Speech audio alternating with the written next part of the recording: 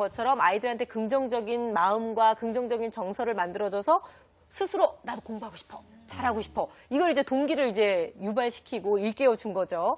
근데 실제로 성적이 오른다는 거를 딱 보고 나니까 우리도 슈퍼캠프를 만들어야 하나? 뭐 이런 생각도 들기도 해요. 근데 이거를 가정에서 정말 슈퍼캠프처럼 만들어준다면 더없이 좋은 게 아닐까요, 선생님? 예, 사실 캠프라는 것은 한계가 있습니다. 뭐냐면요. 다녀오면 그때는 쫙 이렇게 그쵸. 아이가 열정을 가져요. 예. 근데 이게 얼마 안 가서 연기처럼 사라지는 그 문제를 어떻게 해결하느냐가 사실 중요하거든요. 근데 이게 가정에서 그런 것도 해줄 수 있다면 매일매일의 환경이 바뀌니까 이보다 더 좋은 건 없겠죠.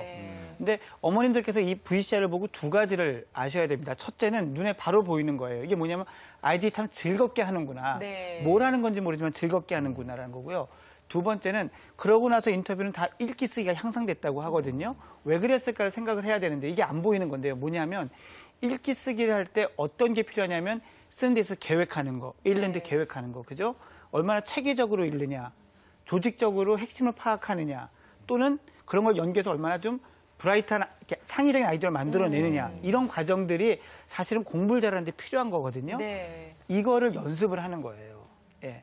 여러분들이 자녀들의 어떤 공부 능력이나 이런 걸 볼 때 얘가 수학 점수가 몇 점이니까 영어 점수가 몇 점이니까 과학 점수 이렇게 보실 게 아니라요. 얘가 숙제를 하거나 이런 걸 할 때 계획을 잘못 세우나 아니면 체계적으로 잘 못하나 핵심을 못 찾나 아니면 이렇게 아이디어를 내는 걸 잘 못하나 이런 부분들을 같이 봐주셔야 되는 거예요. 그러니까 너무 결과에만 초점 맞추는 게 아니라 아이가 공부하는 과정을 좀 부모님께서 넓게 봐주시는 건 중요할 것 같고요. 우리나라에서 성적 올린다 그러면 이게 족집게 가왜 시험에 나오는 거 가르쳐주고 막 이러는데 점수만 잘 넣으면 되는 거니까. 그러면 이게 아무리 공부를 내가 열심히 하다고 잘하는 아이든 간에 하다 보면 안 풀릴 때가 있잖아요. 하기 싫을 때가 있고. 근데 아까 우리 교수님 말씀은 역경지수라는 개념, 그게 중요하다고 말씀하셨는데 그거는 어떤 거예요? 그 학습 동기를 지속적으로 하다 보면 항상 장애물도 있고 또 어려움에 빠지는 경우가 많아요. 자기보다 능력이 더 높은 것들을 제안을 하게 되면 힘들잖아요. 근데 아이들이 자기가 어떤 뭐 꿈이라든지 어떤 목표가 높으면은요.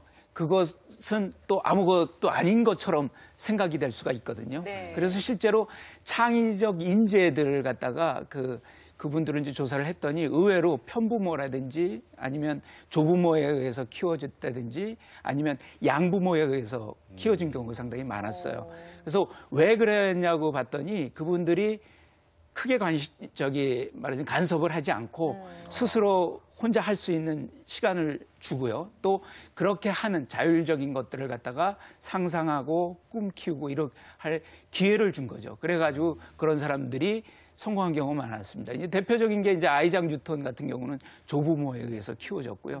또 스티브 잡스 같은 경우도 양부모에 의해서 키워진 경우죠. 따라서 이런 역경지수를 높이기 위해서는 일단은 간섭을 최대한 줄여야 되는 게 필요합니다. 그래서 비교적 자기가 스스로 하고 하는 공간을 사실은 만들어줘야 되는 거고요.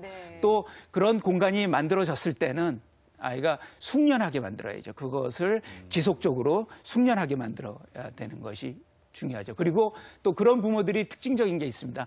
완벽함을 강조한 거죠. 중요한 일, 자기가 잘하고 좋아하는 일에 대해서는 완벽하게 할 수 있도록 말하자면 교육을 시켰기 때문에 그런 글로벌 인재가 태어나는 거죠. 아니 화면 보면서 또 한 가지 눈에 띄었던 게 선생님의 태도잖아요.